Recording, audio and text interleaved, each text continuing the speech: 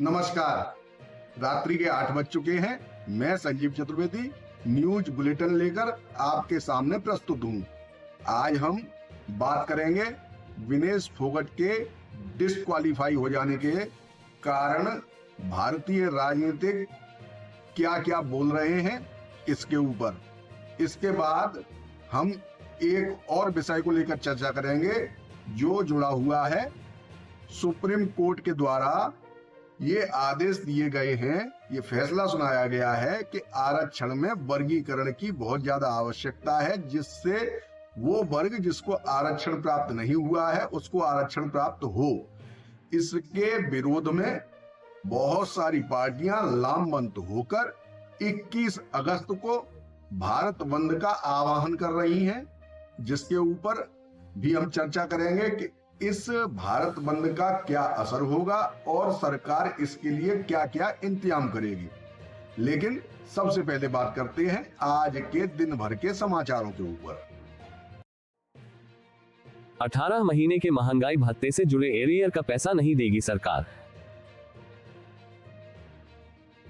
केंद्रीय कर्मचारियों को डीए का एरियर न दिए जाने के फैसले पर भड़के अखिलेश। कहा डीए का एरियर देने से मना करना एक तरह से सरकारी गारंटी से इनकार करना है।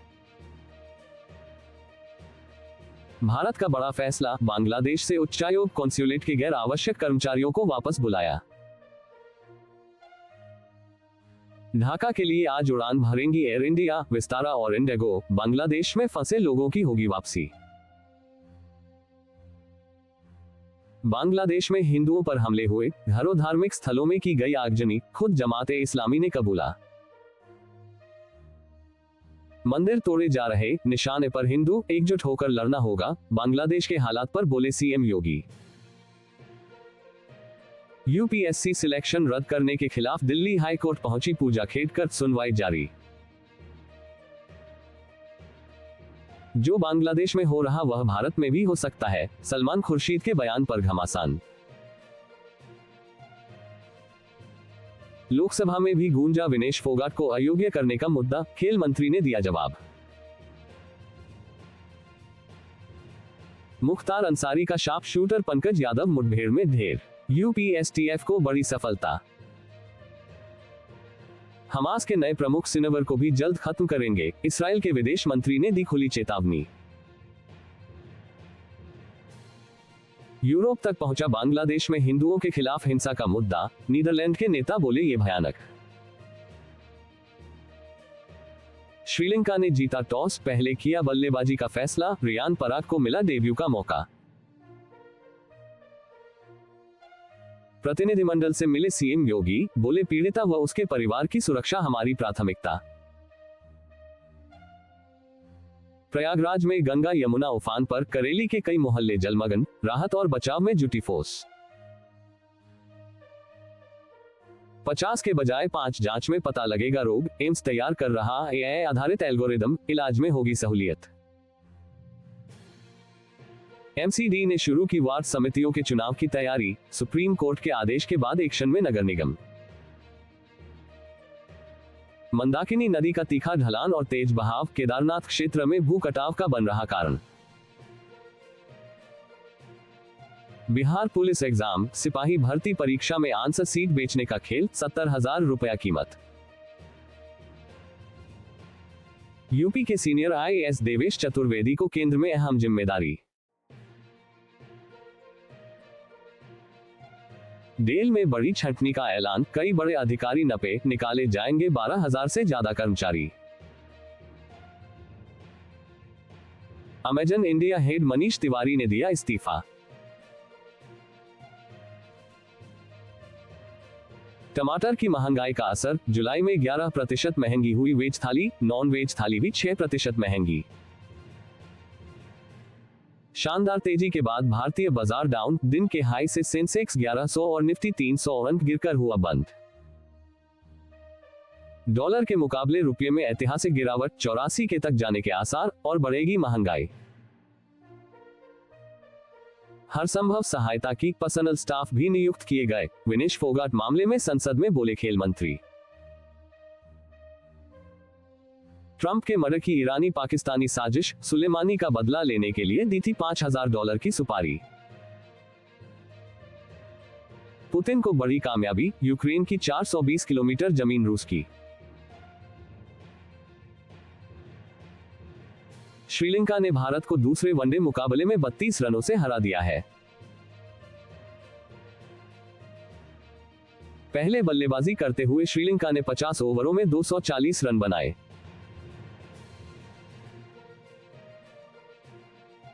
भारत को जीत के लिए 241 रनों का मिला था लक्ष्य।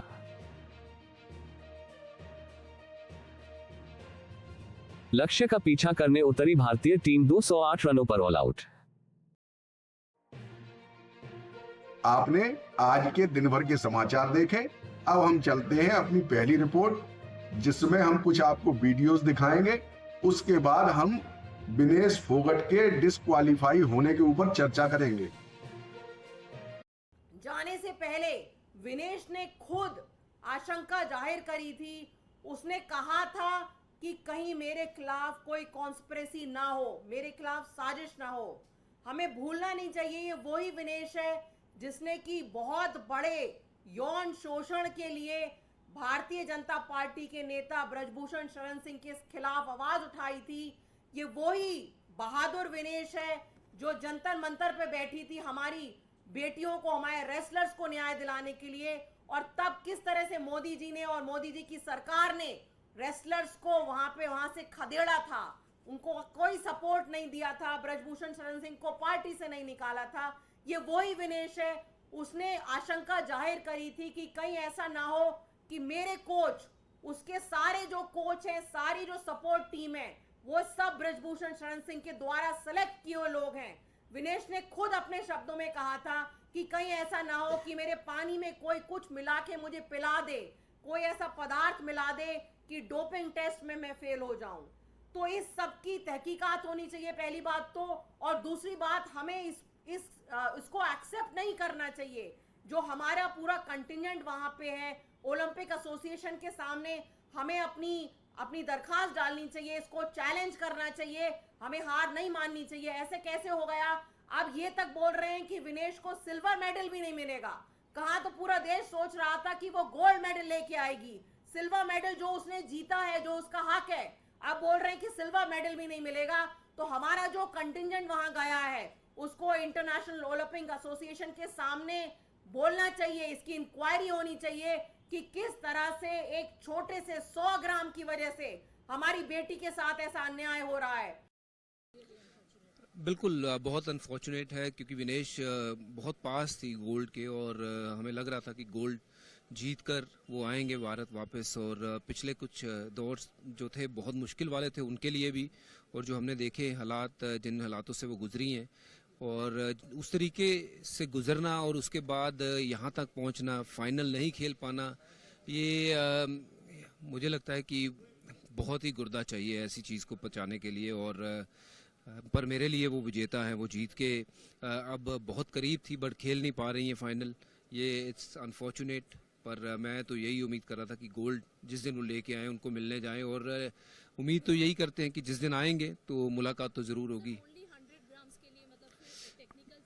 आई नो कि ये बड़ा एक अजीब सा वो है कि सिर्फ 100 ग्राम के लिए एक किसी एथलीट को खेलने नहीं दिया जाता है। और whereas on the other side अगर हम देखते हैं, बहुत सारी ऐसी चीज़ें इसी ओलंपिक में हमने देखी है कि महिलाओं के मैच में अगर ट्रांसजेंडर की बात करें तो वो मुद्दा कितना उठा था कि जब वो आपने अलाउ किया है, तो शायद कहीं ना कहीं 100 ग्राम मुझे लगता है कि अगर खेलने का मौका मिल जाता तो विनेश के लिए ये बेस्ट चांस होता गोल्ड जीतने का।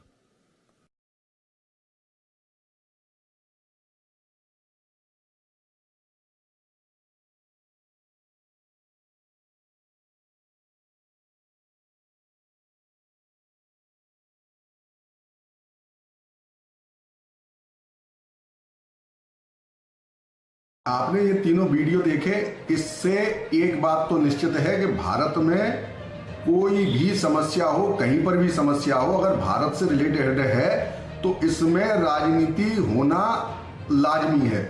जैसा कि आप लोगों ने देखा, यहाँ पर जो ओलंपिक का नियम है कि जिस भार वर्ग में आप रेसलिंग कर रहे हैं यानी कुश्ती लड़ रहे हैं, अगर उस भार वर्ग से आपका वजन अधिक होगा तो आपको डिस्क्वालीफाई कर दिया जाएगा।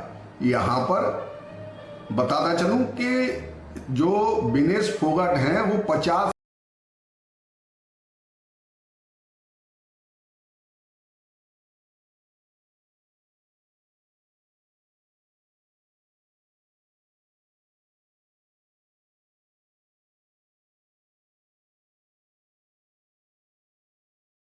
आपने ये तीनों वीडियो देखे, इससे एक बात तो निश्चित है कि भारत में कोई भी समस्या हो, कहीं पर भी समस्या हो, अगर भारत से रिलेटेड है तो इसमें राजनीति होना लाजमी है।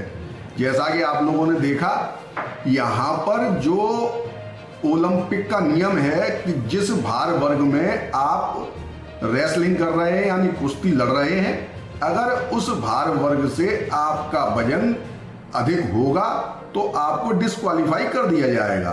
यहां पर बताता चलूं कि जो विनेश फोगाट हैं वो 50 किलो भार वर्ग में कुश्ती लड़ रही थी और फाइनल के लिए उन्होंने जगह बना रखी थी। अगर वो फाइनल में लड़ती तो उनका एक पदक तो पक्का था, अगर वो जीत जाती तो उनको स्वर्ण मिलता, अगर वो हार जाती तो रजत पदक उनका पक्का था। लेकिन पेरिस ओलंपिक में उनका भार नापा गया, तोला गया, तो उनका जो भार था वो 300 ग्राम अधिक निकला है। 50 किलो 300 ग्राम उनका भार था, जिसकी वजह से उनको डिस्क्वालीफाई कर दिया गया। अब इसमें जो भारत है उसने कहां पर क्या राजनीति करी, ये समझ के परे है। अगर आप लोगों की समझ में आ रहा हो तो बहुत बढ़िया है, लेकिन जैसा कि ये लोग आरोप लगा रहे हैं कि इसमें भी एक राजनीति है, ब्रजभूषण शरण ये थी हमारी पहली रिपोर्ट। अब हम चलते हैं तो ऐसा मुझे नहीं लगता, लेकिन फिर भी अगर यहाँ पर कुछ जो दलितों की मसीहा नेता हैं उन पार्टियों ने सबने मिलकर प्रत्यारोप लगा रहे हैं बंद का तो ये निश्चित हो सकता है कि इसमें कहीं ना कहीं कुछ ना कुछ शक की गुंजाइश हो, तो क्या क्या परिणाम हो सकते हैं और भारत सरकार इसके क्या क्या कदम उठाएगी, इसके ऊपर हम निकल के आएंगे, चर्चा पता चलेगा कि कहां पर क्या दिक्कत रही जिसकी वजह से आज ये सारा प्रकरण हुआ।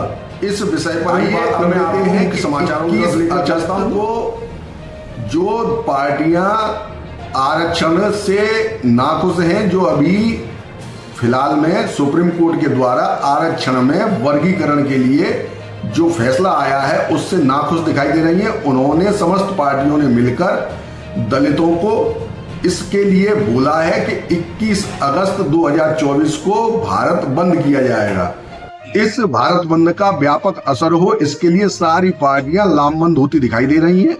तो इस भारत बंद का काफी गहरा असर देखने को मिलेगा।